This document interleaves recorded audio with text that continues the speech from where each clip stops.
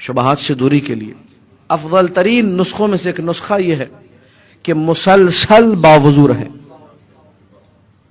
چاہتے ہیں شبہات اثر نہیں کرے، مسلسل باوضو، بغیر غسل جنابت کبھی نہ سوئیں ایک لمحے کے لیے. تمام فقہا نے لکھا مسلمات میں سے یہ مکروہ ہے. اہل بیت کو یہ عمل پسند نہیں ہے، ان کا عاشق، ان کے چاہنے والا بغیر طہارت کے سوئے. ارے جس کا عقیدہ یہ ہو میں مروں گا میرے سرحانے عالیہ آئیں گے، اس کو سونا چاہیے بغیر طہارت کے، عالم نجاست میں، عالم جنابت میں. ایک بزرگ عالم دین کہتے ہیں، میرا ایک دوست آیا میرے پاس، بزرگ عالم دین سے لیکن غلطی ہو جاتی ذہن میں رہے، اور میری ذمہ داری یہ واقعہ جیسا ہے ویسے عرض کروں. وہ کہتے ہیں قبلہ میں کل رات کو میں نے مقامات مقدسہ کی خواب میں زیارت کی اور مجھے فرشتے آ کر لے گئے. میں حرم مولا حسین میں گھسا، اب بھی میرے ساتھ تھے، لیکن آپ گیٹ پر ہی، اندر ہی نہیں آ رہے. وہاں نجف گئے تو وہاں پھر آپ گیٹ پہ، اندر نہیں آ رہے. وہاں کازمین گئے، پھر آپ گیٹ پہ، میں نے کہا اندر، آپ نے کہا نہیں میں نہیں آ سکتا. اس نے آ کے خواب سنا، بڑا عجیب خواب ہے، کیا چکر ہے یہ؟ دقت کیجئے گا میں کیا کہہ رہا ہوں. قبلہ میں کل خواب دیکھا رات میں زیارت پہ گیا مقامات مقدسہ کی.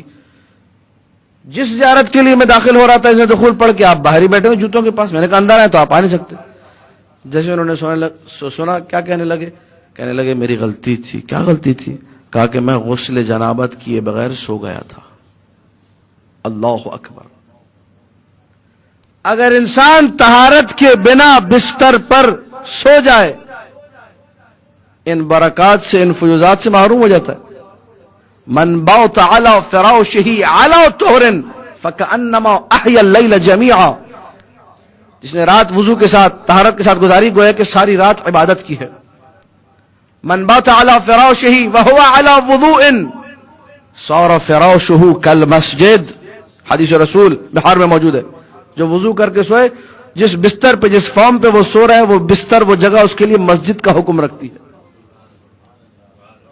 سونے سے پہلے جس نے وضو کیا اور صرف بلند آواز سے ایک مرتبہ تکیے پہ سر رکھ کر کہا بسم اللہ الرحمن الرحیم، جامع الاخبار شاعری میں لکھا ہر سانس صبح ہونے تک تسبیح کا درجہ رکھتی ہے.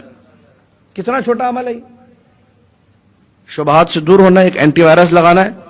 اپنے آپ کو مسلسل باوضو رکھیے.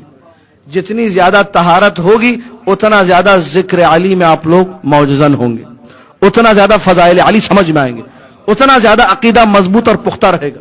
برحمتك يا أرحم الراحمين وصلى الله على محمد وآله